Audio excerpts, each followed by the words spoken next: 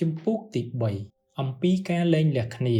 ផ្នែកទី1អំពីមូលហេតុនៃការលែងលះគ្នាមាត្រា38ការលែងលះគ្នាគឺជាការផ្ដាច់ចំណងអាពាហ៍ពិពាហ៍របស់ប្តីប្រពន្ធដែលបានរៀបការពេញច្បាប់ក្នុងពេលរស់នៅទាំងពីរនាក់មាត្រា39ប្តីឬប្រពន្ធអាចប្តឹងសុំលែងលះគ្នាបានកាលបើមានមូលហេតុគ្រប់គ្រាន់បញ្ជាក់ថាខ្លួនពុំអាចរួមរស់ជាមួយគ្នាតទៅទៀតបានមូលហេតុជាអាចមានដូចខាងក្រោមនេះ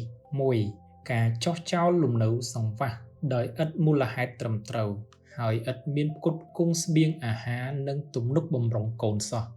2. វាយដំឃោឃៅធ្វើទុក្ខបុកម្នេញប្រមាថមើលងាយធ្ងន់ធ្ងរចំពោះសហព័ន្ធ